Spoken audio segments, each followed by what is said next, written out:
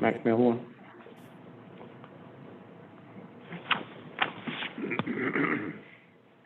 Do you see him, Francis? Yes, I'm here. Thank you. Yes.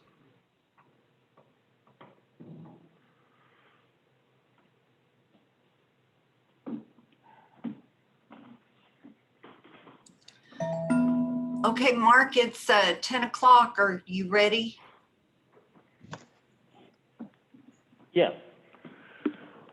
Well, this is Tom McDaniel. Thank you for joining us for the MAPS 3 Citizens Advisory Board video conference meeting for August the 27th, 2020. We'll begin with a few announcements that we have to make regarding the video conference meeting.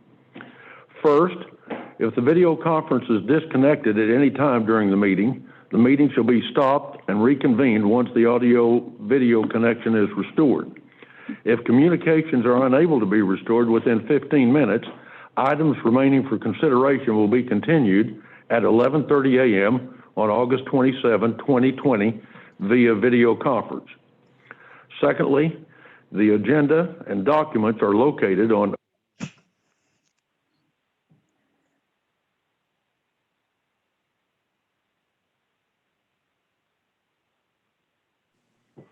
Tom just got muted, so we're not hearing him. your request in advance of the meeting to 405-205-4195. Include your name, the agenda item number, and the reason you would like to speak. Please submit your request prior to the beginning of the meeting to avoid receiving your request after your item has been considered. City staff will attempt to submit requests received during the meeting to process them to the meeting chair. Finally, to speak under comments by board staff and citizens, please call 405-297-3467 or text 405-205-4195. Please list your name, address, phone number, and the subject on which you wish to address the board. Do we have a quorum? Yes, we do, sir. We have a quorum, so we will begin by calling the meeting to order. Item number 2 on the agenda is a consideration for approval of the minutes of our previous meeting on July the 23rd. You've been furnished copies of those. Are there any additions or corrections? Shall we approve them?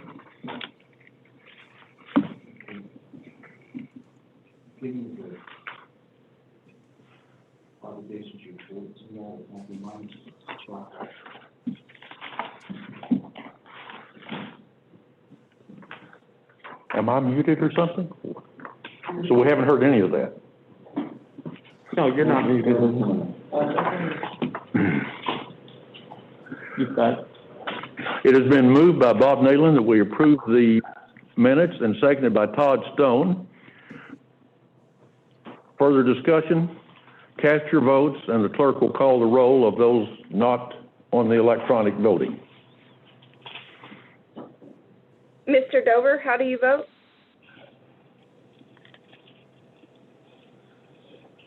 Mr. Dover?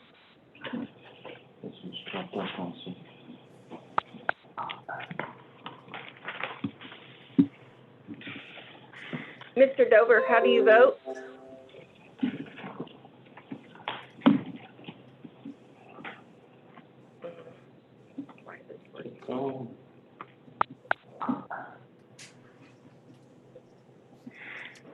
Move on, Mr. Robin. Dover, how do you vote?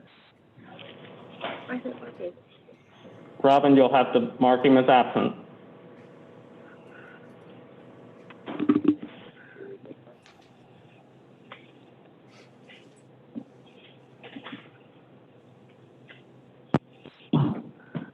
The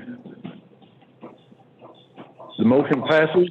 The minutes are approved. Let's move on then to item 3, the MAPS 3 budget and obligations report. David? Thank you, Mr. Chairman. The June and July revenue and expenditure report is still unavailable at this time. So what we do have is the budget and obligations report, and I'll try to answer any questions if anybody has on that. I can tell you that everything is is moving along just as expected.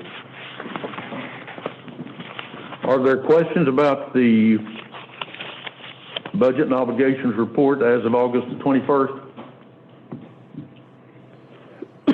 Shall we receive it?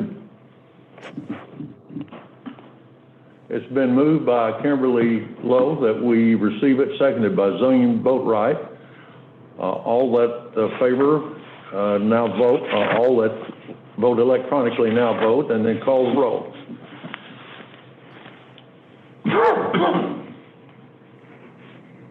Mr. Dover, how do you vote? Star 6. Mr. Dover, star 6 to unmute your phone. I'm not seeing him on the Zoom call. It seems like his phone line has dropped. Can somebody check the attendees and see if they recognize one of those numbers? It Yeah, was a he's 601. He's not on, He's not on the call. Okay. What is He's not one of the attendees. 5? So we only have 5. Considering that, how did the vote turn out then? It was affirmative. It passed. But the thing is we don't perform without him. All right, the motion to receive the report is passed.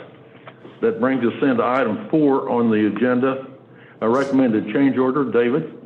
Item 4 is recommend approval of change order number 29, MAPS 3 Convention Center, increase of $208,724, project M3-C003. So as we continue along with the construction of the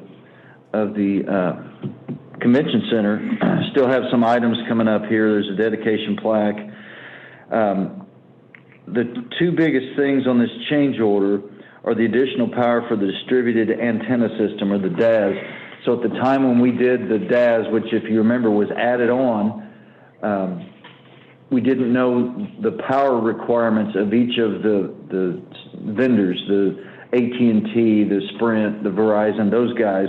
We didn't know what their power requirements are. Now that the DAS is in and the vendors are starting to move their facilities in, we have identified what these power requirements are. So this is to provide that.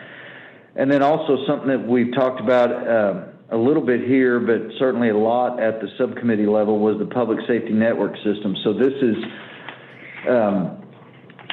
kind of like an internal radio system, and it's mostly for the firefighters. So the firefighters get into the building, there's some spots where their radios will not work because of the structure.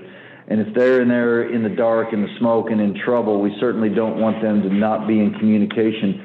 So this provides an internal system within the building that allows every spot in there to connect and get out to the radio system. So really glad that we have the money to provide that. There's some other miscellaneous things in here, but then there's 2 large credits. There's a concrete floor credit. So when they were doing some of the concrete work on the floor, a small piece of it, about 12% of the floor, got some staining on it, and it was from the concrete curing compound that was put on. It just shows some random ribbon type staining.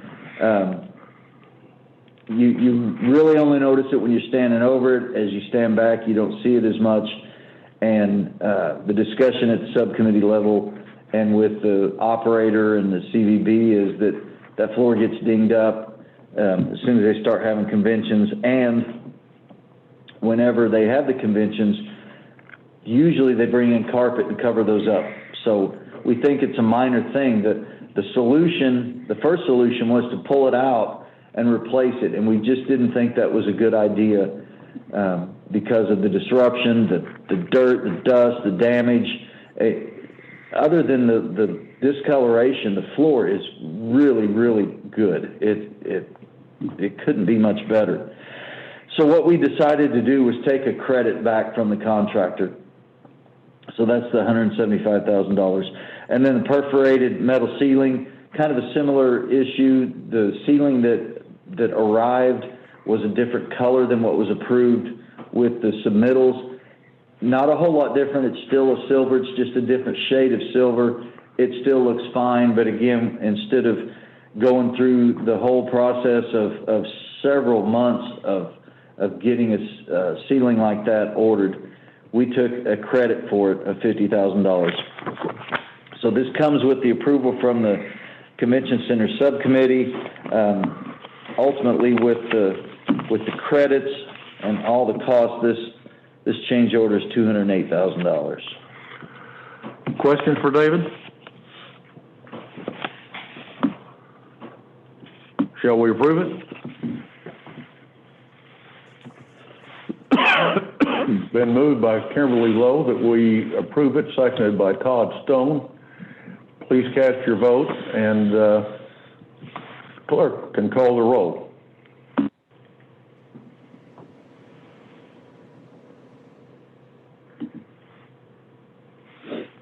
Mr. Dover is not in yet. He is trying, so you don't have to call his name. All right. Okay, next up. Has everyone voted?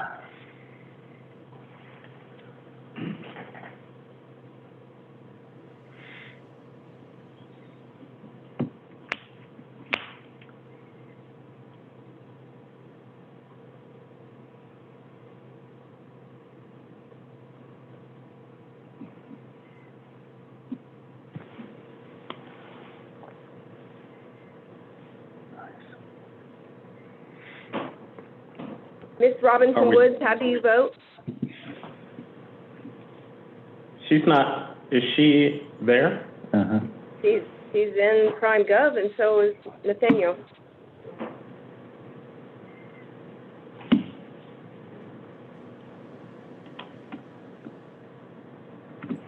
Yeah, but if they're not in the Zoom call, Robin, they would still be absent.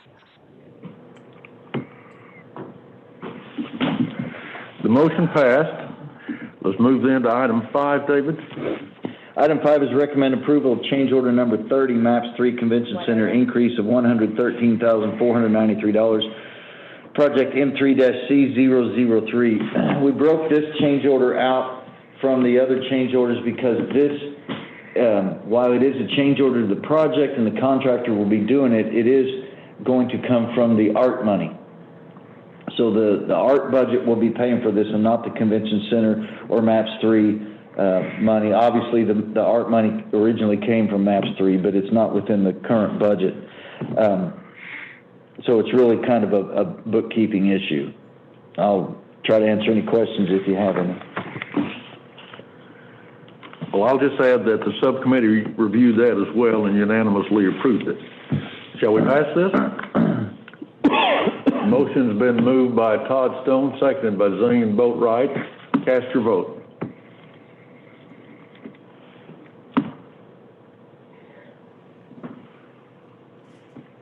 The motion passed. That brings us then to item 6, David.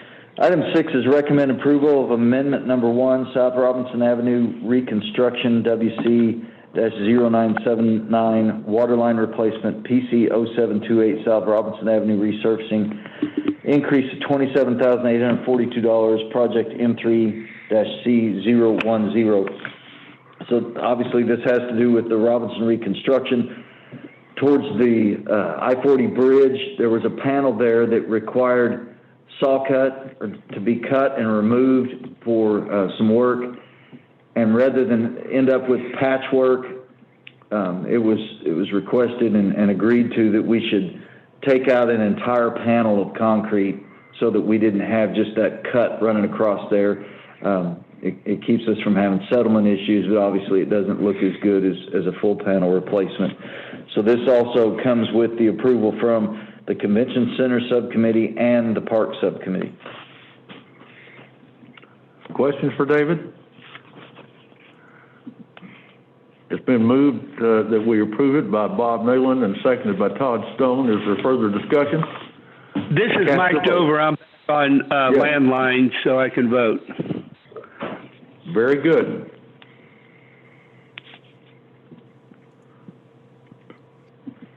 Aye. Thank you. Thanks. The motion passed. That then takes us to item number 7. David? Item 7 is recommend approval of change order number 18, Maps 3 Scissortail Upper Park, increase of $77,238.05, project M3-P006, WC-0920. So this is some fountain repairs that are required because of some issues that we've had down there. There was a sanitary sewer line that was blocked and backed up water into some places that had electronics. So that has been fixed and remedied. And then there's a credit here. The closeout credit is in the original contract. There was what's called an allowance. So there's an amount put into the contract, and then the contractor buys. In this case, it was FF&E. At the end of the contract, we didn't spend all that, so we get that money back. So there's nearly a $5,000 credit back on that allowance. And this comes with the approval from the Park Subcommittee. Questions for David? It's been moved by Kimberly Lowe that we approve it. It's been seconded by Bob Nalen. Cast your vote.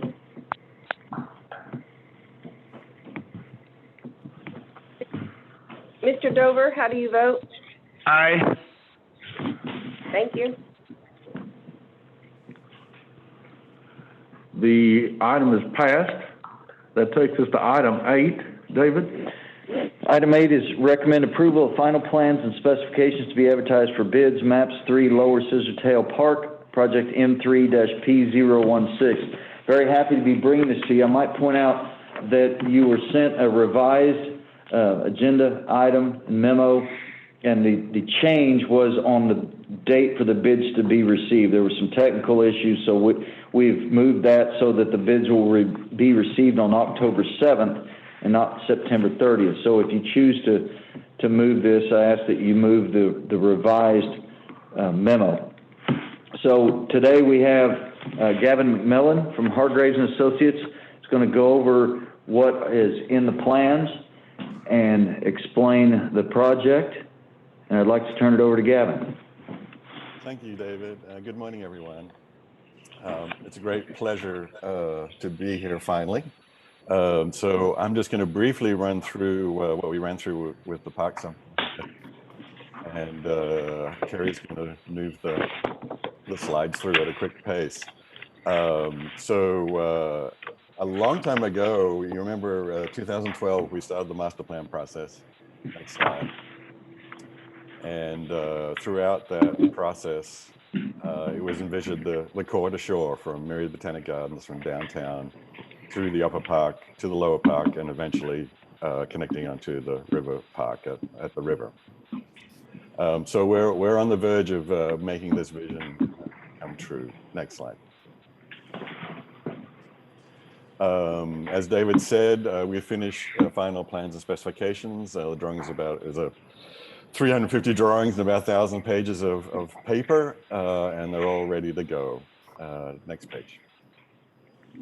As you recall, last time we spoke and gave you an update about 2 months ago, we have a base bid, a similar strategy as we did in the upper park.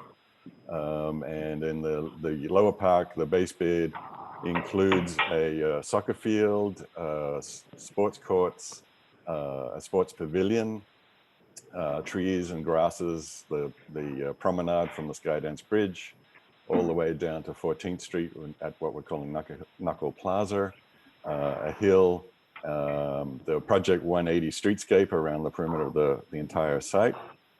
And then next we have bid ad alternates that we are hoping to take advantage of a good bidding climate and maybe get a little more out of the process. So we have 7 items that we have alternates for. One is to light the soccer fields at night. 2 is to provide more shade for teams playing soccer. 3 is some natural elements to put under the existing trees for kids to play on, not really a formal playground, but something fun. Number 4 is lighting the courts, including the basketball courts. Number 5 is the Woodland Trail, which is that pink wiggly line from 12th down to 14th Street that winds its way through the middle of the park. And number 6 is the second building in the park on Robinson and the corner of 14th. And finally, the promenade extension from 14th Street all the way down to 15th Street. So let's just go and walk through the park from the upper left-hand corner all the way down. So it's a very efficient park layout, but it does have sporting elements, which is different than the upper park. So we have one soccer field. We have room for a second soccer field in the future. If that ever comes into being, there's room to do that. So a lot of interest was expressed in this. So we have one field. Next. The sports pavilion, I'll talk a little bit about that later, but it's our main building in the lower park on 10th Street. You can see the soccer field behind it, the adult shade canopies through the trees. And unlike the upper park, we have about 200 existing trees in the lower park. So we're taking advantage of that to provide immediate shade. Next.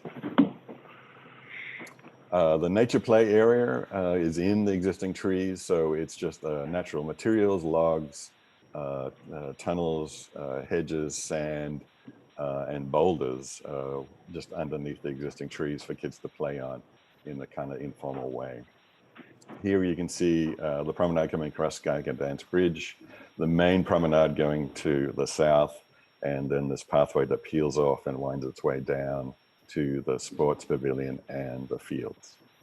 Next. Here we are hovering above the interstate, looking at the existing tree area where the promenade comes off Skydance. And you can see on the left-hand side, the courts there. There's room for futsal, pickleball, and 2 basketball courts. We've accommodated all that. Next. The area between Skydance and Robinson, we are filling full of conifers, which will make a fantastic sound in the wind as it comes up for a different experience in the upper park. Next. The promenade is repeating really the pattern and the lighting and the furniture of the upper park all the way down. So that's the continuous element. Next. And the hollow area in the middle of the park is the lowest point. Some big trees existing there, but very passive and not too much activity going on there. Next. And here we are hovering over the middle of the park, looking to the south and the river. You can see the overlook hill to the upper right, and the hill pavilion just tucked in the trees there to Robinson Avenue. Next. And here we are hovering on top of the hill, which will be as high as the base of the bridge at Skydance. So when you're standing up here, you'll be able to see both the river and back to the upper park in downtown. And here you can see the hill pavilion tucked in under the trees up against Robinson and what we call Knuckle Plaza, which has space for the second public art element in Scissortail Park. Next. Here we are on the ground. So the hill pavilion there in the background. Again, that's an alternate. We're hopeful we can get it, but it's there. And the art element proposal at the end of the promenade as the promenade turns and then parallels Robinson Avenue to the river. Next. Looking back the other way across the park from Robinson to Hudson all the way through. So it's a visual connection. And like the upper park, the panhandle of the lower park is only 1 block wide. So it's much narrower than the upper park. So you will be able to see straight through from one side to the other. Next. And looking down the promenade to the public art piece at the end there, the river behind, and the hill to the right. Next. And looking back the other way, again, from the west to east, with the pavilion in the background and the art piece there. So again, very passive. Next.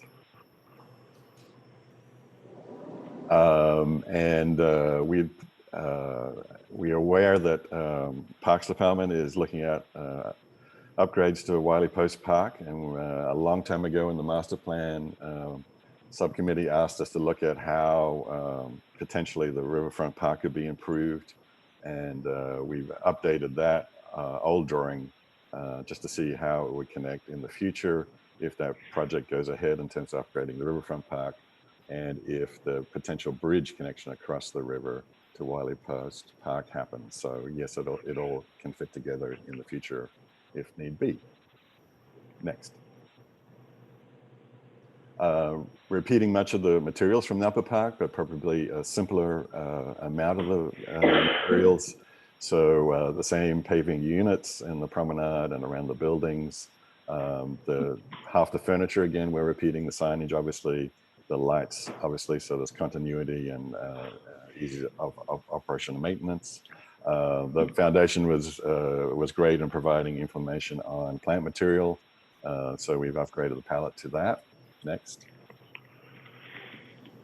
And I'll just briefly run through the two buildings. This is the sports pavilion. It's about the size of the cafe in the upper park. Next. But it has a different function, has a much larger storage area for the foundation operation and maintenance, storage and trash enclosures, and also equipment rental for the fields, and a small concession area to the left of the building here. It has undercover shade for about 60 people as well. Next. Repeating much of the same finishes as the upper park, so it's a family of buildings, if you like, with the wood ceilings and the colored metal trim for emphasis. Next. And there's the two elevations, one from the street and the other from the park side, with the restrooms being very obvious for park users. Next. This is the second building, the Hill Pavilion, which is the alternate. It's a smaller building, about the size of the boathouse in the upper park. It as well has storage for operation maintenance and trash, the restrooms, but also an office for the operator to use. And again, undercover seating for about 60 people. Next. Repeating much of the same materials, although we will be switching a different paneling system for the vertical face walls, just to avoid any opportunity for oil canning, as we experienced in some of the buildings in the upper part. Next. Our budget, we are right on budget on 20.5 million and some change for the base bid. To give you an idea, that's on a square foot basis, it's about half the cost of the upper park. So we've been very effective and economical in our approach to cover such a large area. And you can also see there listed out the alternates for the bid, which totaled about $4.4 million worth of extra. And they're broken up into small and large projects. So we'll have some choices when the bids come back. Next. And lastly, the schedule. It's been a long road since the master plan started to make the connection from the core to shore. But I think we are all very fortunate with the success of the Scissortail Park, the upper park, and the gap that we've had between implementing that and learning from the operator and how people have used it, and incorporating all that knowledge with the input of the MAPS office and the subcommittee and the operator to make the lower park as best as we can. So as David mentioned, we hope to get your approval today, and then the City Council approval early next month, going out to bid in September and coming back early October. And hopefully the end of October, beginning of November, construction will start. About a 16-month process for an opening in spring 2022. So it's fantastic to be here at this stage. It's been a long road, as I said, but it's been extremely rewarding. And I think you all can be proud how this is going to work out. So I thank you, and I'm happy to answer any questions. Questions for Gavin?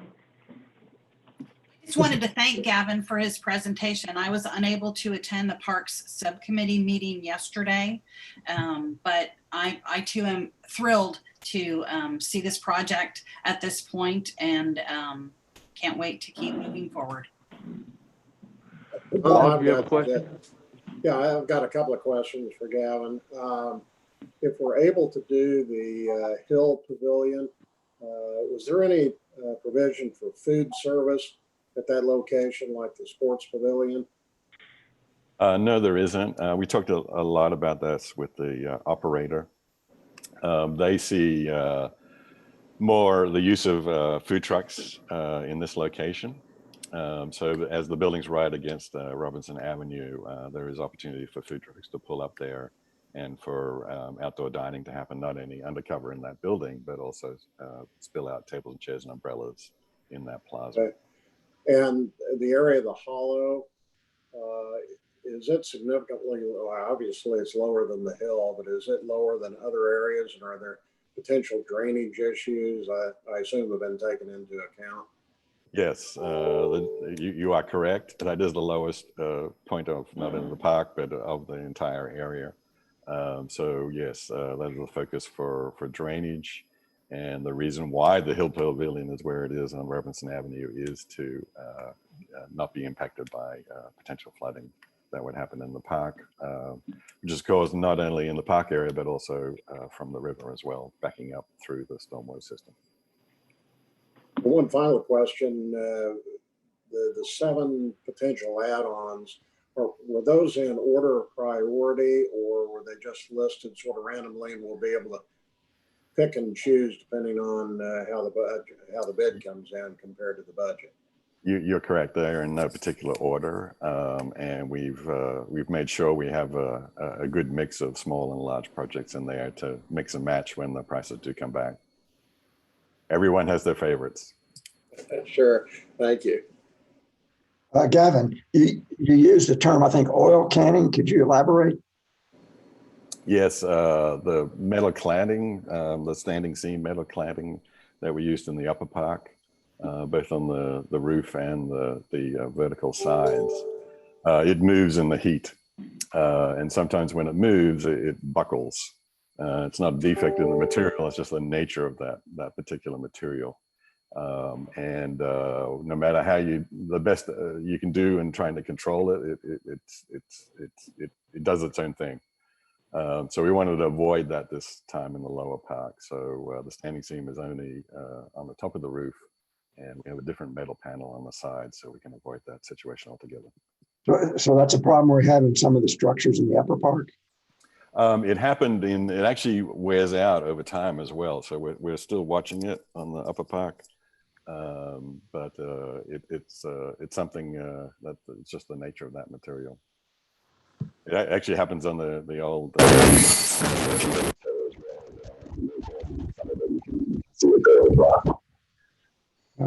think.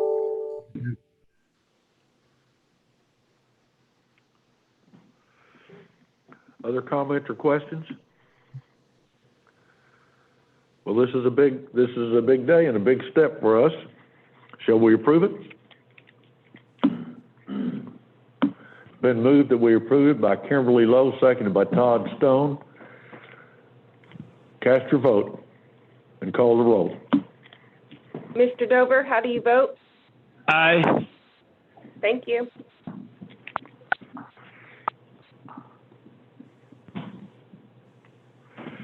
The recommendation was passed. Congratulations to Kim and her committee. All right, that takes us to item 9. David? Item 9 is recommend approval of preliminary report, MAPS 3 Senior Health and Wellness Center number 1, additional improvements, project M3-H002B. So these are the additional improvements for Wellness Center 1. GSB is doing those. Ryan Eshelman is on the line here, and we have a short presentation to show you the preliminary report. I'd like to turn it over to Ryan. Great, thank you, David. Happy to be here with all of you this morning. Looking forward to a quick presentation here to update you on our progress as we reach the preliminary report milestone and look forward to completing final plans, excuse me, and specifications this fall. The second slide shows the existing development of the Wellness Center as well as the property boundary associated with the original project. As you recall, due to the funds available, we only acquired the minimum site necessary to build that project. So we're going to have to add a little bit of land to the site to accommodate the expansion. The following slide shows the survey with that boundary in a little more detail with the parking and building, and the next slide shows the land that we're going to be acquiring, which is roughly the zone in blue, slightly less than an acre.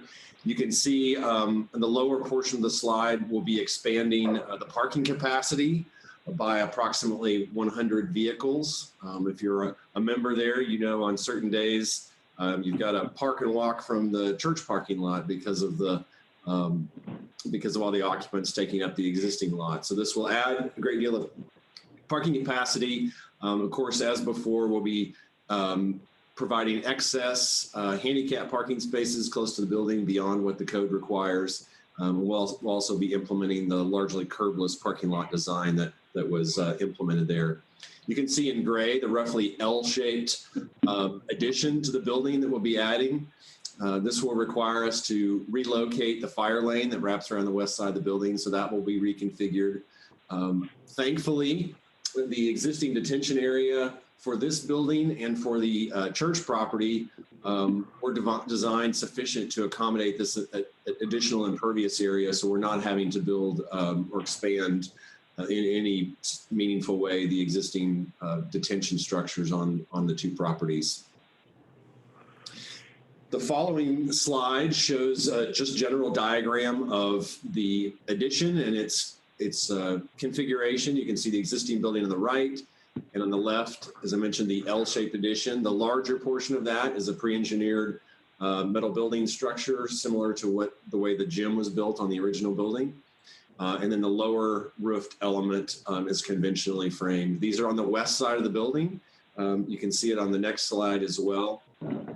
These two components. This is on the west side of the building. So the construction project will certainly be visible for those utilizing the facility.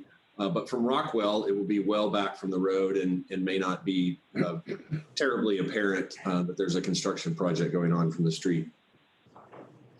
The following slide shows an overall floor plan of the scope of the project. I mentioned the L-shaped addition on the left. You can see in blue the dance and pickleball area. It's effectively a doubling of the gymnasium space the facility has. So we'll be moving from 3 indoor pickleball courts to a total of 6. And if you're familiar with the really enthusiastic pickleball community at the center, this is a change that they have been excited about for some time. On the north end of the building, you can see alternate 2, which is an addition which would provide storage for that space. That alternate gives us some cost flexibility. You can see in pink, the circulation connection will be tying into the existing southwest door, which is where the fitness lobby is presently. So that will extend to serve these spaces. In green, you'll see a multi-purpose space with alternate 3, which is an operable partition to divide that. And that space includes an elevated platform, excuse me, with accessible ramp access and steps.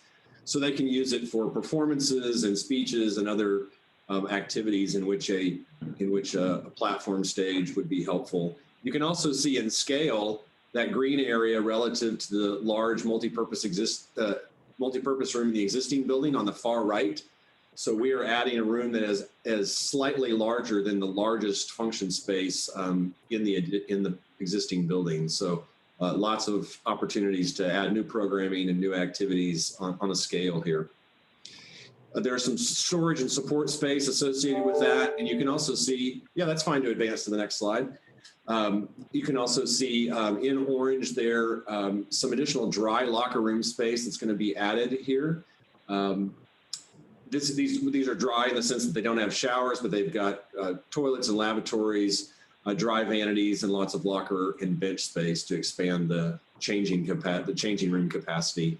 And then there's some support spaces, office and workrooms. They're flexible. They can be used for storage. They can be used for staff. They can be used for small group meeting or gathering spaces of 2 to 6 people.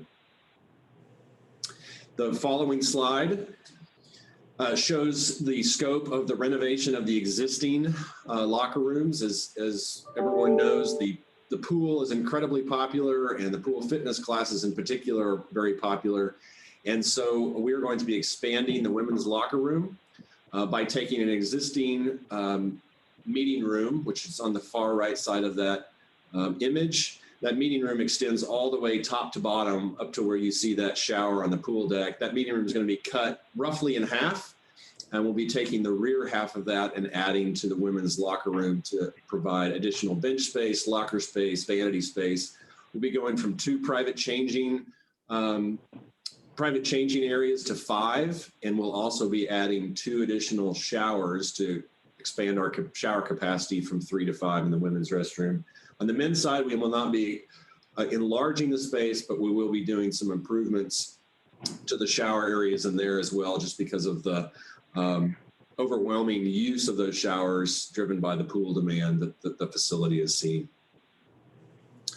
The following slide also identifies another alternate 4, which is to provide some paddle-operated ADA door openers on those restrooms, just to further enhance the accessibility. They're ADA compliant right now, but these would motorize those doors in those locations. I wanted to add the dry locker rooms that we're adding are doorless, similar to the main restrooms on the existing building. So you go through a baffled entrance where you cannot see in there, but you walk around the end of a wall. Again, it minimizes the doors that have to be opened. And of course, in today's day and age, it's one less door handle that people have to grab a hold of. The following slide is just a summary of the project budget. You can see within the overall cost, the land acquisition, construction contingencies, some art and soft costs, as well as the main project construction and site work budget of $3.6 million. Our cost estimate is on the following slide. And this is just a brief summary of the main components. You can see we're getting about 3,000 square feet of multi-purpose space, over 7,000 square feet of gym and pickleball space, locker rooms and support areas. As I mentioned, over 100 additional parking spaces. All of this fits within the budget in both base bid and with the alternates. We are in the preliminary report phase, so we'll be looking at other opportunities to take advantage of the current construction cost world to maximize the project that we can build within the funds available. And finally, our schedule. As we complete this stage, we have the fall to complete final plans and specifications so that all this can wrap up at the end of the year in order for construction to begin at the beginning of 2021. And there should be plenty of time within 2021 to complete this work and bring it online. Obviously, we're working in an existing facility, so there'll be coordination between the contractor and the operator, Healthy Living, as the renovation work, particularly in the locker rooms, goes on. Thankfully, the addition and the parking area will have a separate construction entrance. Those should have a much less significant impact on daily operations, but obviously work inside those existing locker rooms will be coordinated as that will impact the users of the facility. So that's an update on where we are and where we're headed, and I certainly welcome any questions that you all have for me at this time. Are there questions for Ryan?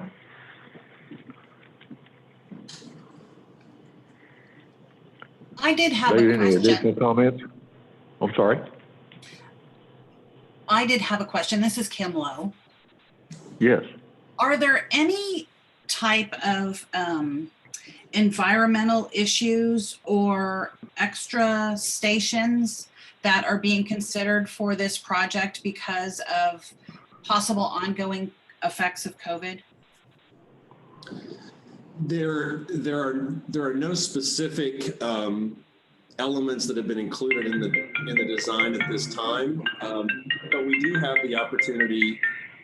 We do have the opportunity to consider elements that might be incorporated into the HVAC system, for example, UV lights or other enhanced filters. I mentioned going doorless on the restrooms.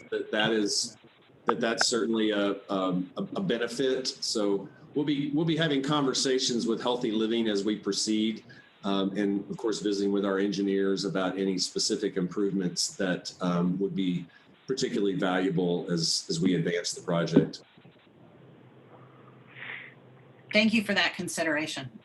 Certainly. Other questions? Shall we approve it? It's been moved by Bob Nealon that we approve it, seconded by Michael Adams. Further discussion?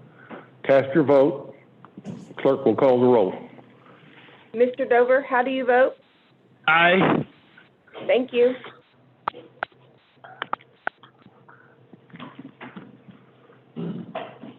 The plan has been approved. The motion passed. That takes us to item 10, David.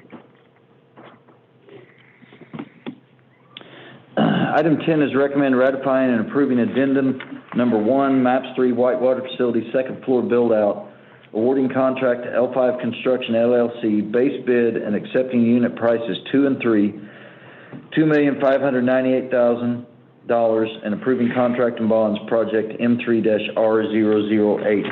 So as it says, this is the second floor build out. We're just taking the base bid right now. This will not include the zip line. The zip line took us over budget and beyond where we felt comfortable, because we still have another project coming up, and that's the microfiltration for the facility. If that project comes in at a reasonable price and we're able to go back out, we could rebid the zip line as an independent project at a later time. But right now we feel it's prudent to exclude that and just award the base bid. So this does come with the approval from the River Subcommittee. Questions or comments? It's been moved by Michael Adams that we approve it, seconded by Todd Stone. Is there further discussion? Cast your vote. Call the roll. Mr. Dover, how do you vote? Aye. Thank you. The motion passed. That takes us to item number 11. David, is there any new business or any member of the Citizens Advisory Board having new business items? We don't have anything. Hearing none, then we'll move to item 12. This is the time for any subcommittee reports that we've not already covered. Any subcommittee reports?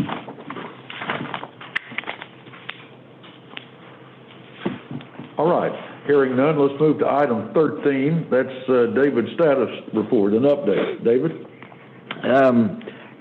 We talked about the senior health and wellness centers, at least number 1. The final plans for number 2 will be here very shortly for the locker room expansion. Centers 3 and 4 are progressing well in plan stages right now, so those are all underway. Convention Center is proceeding well. If you've been by there or had a chance to look over in that direction from the park, they're actually doing some landscaping right now. And some of the areas within the Convention Center look finished. They've got carpet down and paint's complete. So Convention Center project is going exceptionally well. Nothing really to report on trails and sidewalks. We do have the additional sidewalks out for consultant selection, so we've started on that. And of course, we heard about the park today, so everything's going well. Any questions for David? Okay, that takes us to item 14. Any comments by members of the board? I have one. I do want to make a, yes, go ahead. I wanted to make sure that everyone realized back in July, Scissortail Park won another award. The Engineering News Record awarded Scissortail Park the best project in landscape and urban development category for Arkansas, Louisiana, Oklahoma, Mississippi, and Texas region. So obviously quite a huge area. There was a lot of great competition, but I'm very proud to say that we rose to the top of that list. Thank you, Kim. That's quite an accomplishment. Congratulations to all involved. I want to add this. I want to say thank you to the members of the Citizens Advisory Board who are making the effort to always be here so we can continue the work of the MAPS 3 projects. We continue to always have a quorum, and I just want to thank you for making the effort to do that. I know that it is less convenient than it has in the past, and I also want to say thank you to David and everyone involved with the staff who are making it possible for us to continue our work. And I'd just like for that to be noted that we continue to meet each month, and these are unprecedented circumstances, but we continue to do the work that we set out to do, and I congratulate everyone for that. Anyone else? Tom, did you have a birthday just a couple of days ago? Yes, but I've had so many of them, Bob, that people are overlooking it these days. Last Monday. I do have something, Mr. Chairman. Yes, David has something. I just want to recognize Lance Musgrave. He's announced his retirement. This will be his last meeting. Lance has put in 33 years with the city, spanning from his time in the budget office through Public Works, through the city manager's office and the fire department, and now with MAPS. He's been an invaluable part of our program. And as I said, after 33 years, he is retiring from the city. He will be greatly missed, but we wish him the best. Well, I want to add this. Lance has been a great part of this MAPS 3 team from inception, and want to offer our congratulations and ask the staff if they could prepare a resolution of appreciation for us to consider at our next month's meeting, to say thank you to Lance for the great service he has rendered to the city, but also particularly to the MAPS 3 project. I'd also Any other comments? Yeah, I'd like to add that I've worked with Lance from time to time. He's always been very helpful and considerate, answering any questions I had. I really appreciate it and wish him the best. Thank you, Michael. Anyone else? I did have another question or comment. Is the plans or what objectives do we have toward being able to go back to meeting in person? Under what conditions? What's our guidelines? Well, right now that's a city manager's decision, and consulting with the mayor and city council. And right now we're doing this. I don't know what changes might be in store. The council chambers has been in a renovation, and I think it's finished now, but we'll have to wait and see what council decides they want us to do. We're just going to follow the lead from the council, I guess. I could. Okay. Other comments or questions? Well, then that brings us to the time when we offer citizens the opportunity to ask questions or make comments. Sure. Have we had any, Mark? No, sir. Okay, no questions or comments by citizens. Any other business to come before the Citizens Advisory Board today? If not, we are adjourned. Thank you.